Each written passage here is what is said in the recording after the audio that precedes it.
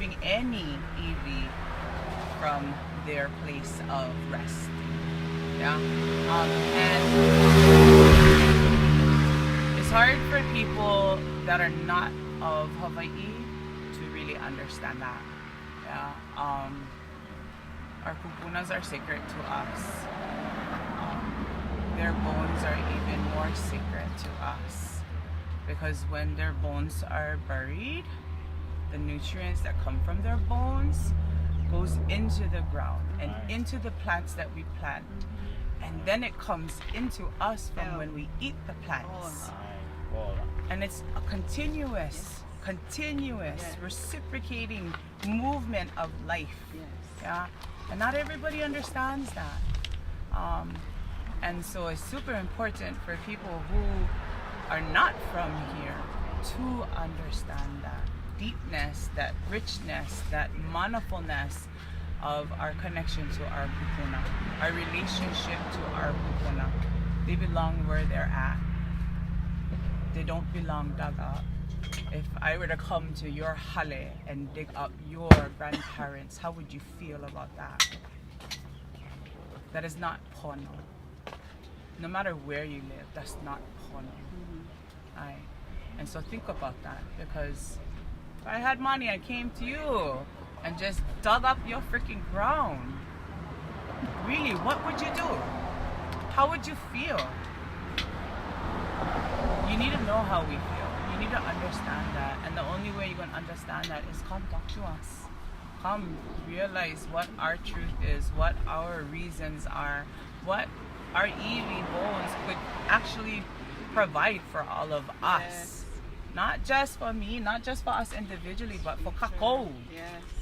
Kako. Aye. And so no, they should not be removed ever. Oya Valeno. Hikopau. Hikopau. Pretty deep, yeah. So my sentiment, my feeling is, again, is no, should never be disturbed. I kind of touched on some things earlier. Sister touched on, Nani touched on some things.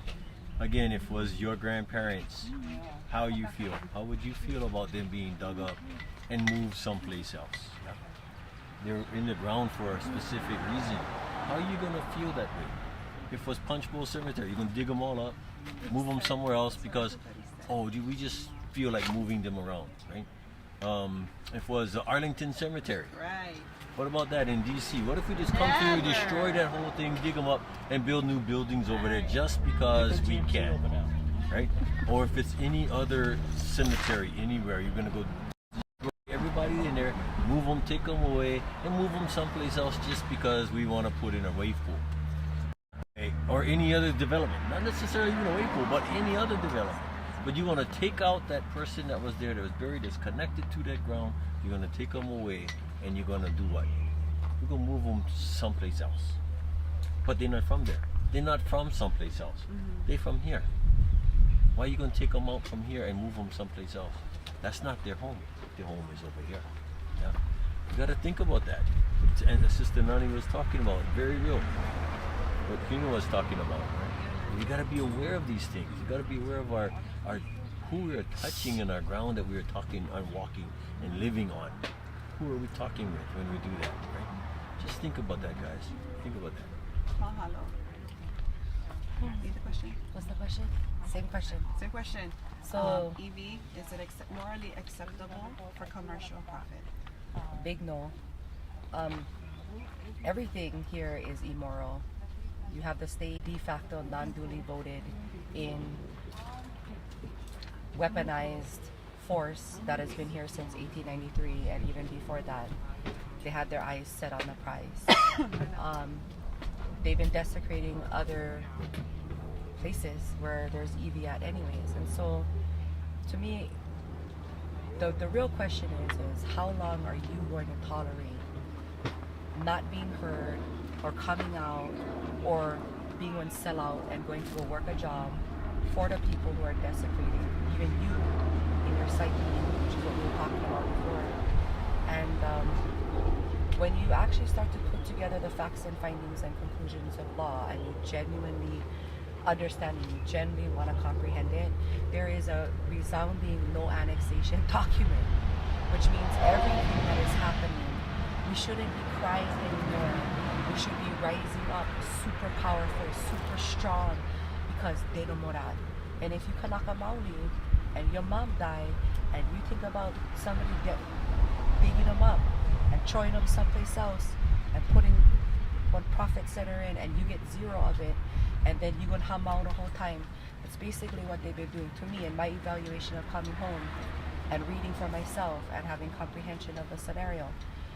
There is no way that money, especially fiat currency, going to a corporate entity, one corporate fiction, which is a war criminal, we should not be paying war criminals to get the job done, or expect that they don't get the job done, or that they care enough about us and your families, whether you a citizen here unlawfully, or Kanaka here, or you think you Hawaiian here.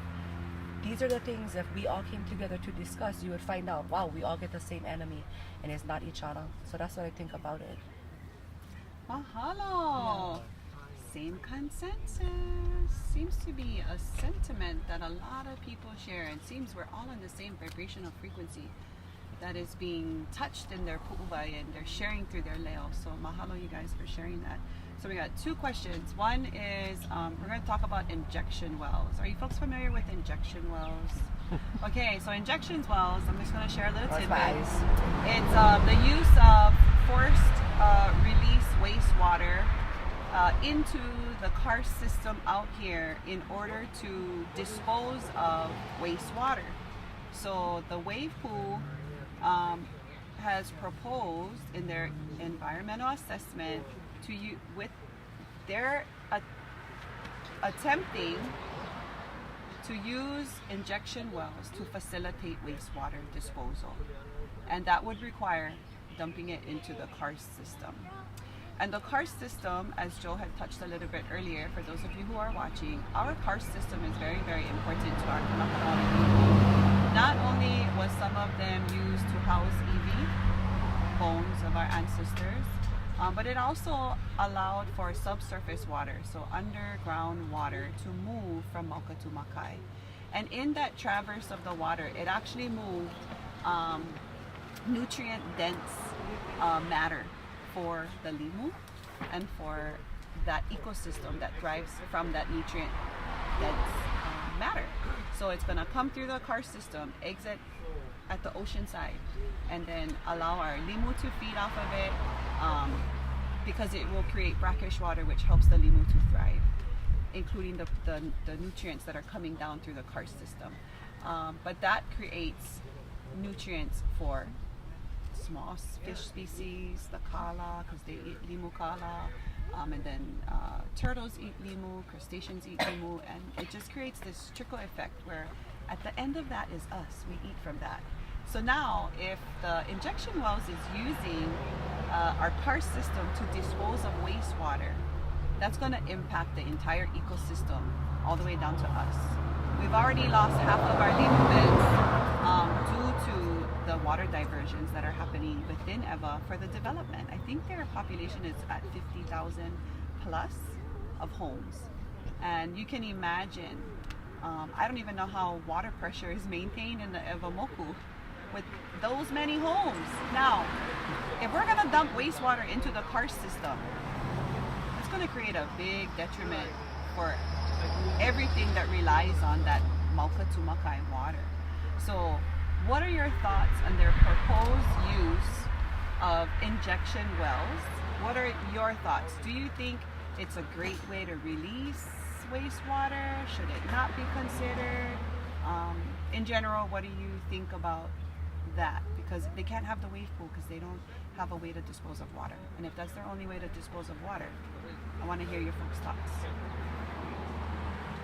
No. Plain no. You know. See again, the impacts, right? All the wastewater. And you're gonna put it, no. You know, you can say, no, it's not an option. I mean, you're not gonna force this on us, you know, we cannot, no, absolutely. Okay, mahalo. So what I learned about being home is the state buys themselves time between the propaganda, the media, and the ability to fund projects, whether they're grants or military contracts or whatever the case. It's, from what I've observed, it's always we're trying to help, we're trying to help. If you had your toilets overflowing in your household every day, that's what you should expect will come from this. If you want to go take a shower down at the community center, you should expect due to water coming out. You should expect to drink that. If you go to the ocean, you should get mahali rot. Okay, like this is common sense. Pollution in, pollution out. And so if they keep on putting up more houses and they're not even to the bungalows, and they did 7 million gallon water pools, and there's more than one pool, there was plural. Entertainment is all I see. Yeah, and destruction and damage. So by them going in and doing this, they're going to ruin the other coral cables that are still underneath here that they haven't destroyed yet between the military and the state. And we can come back over and we can go through and we can go fix it. But to trust people that have constantly been in perpetual genocide is ignorant. To happen. They haven't never been able to build a railway. They have never been able to build a roadway around Kaena. Why? Because it's right in that spiritual line. Think about that for a minute as you try to process and try to build your facility on a spiritual line. What does that gonna mean for you? Problems. Have fun with that one. Plenty of problems. Just think about that. Put on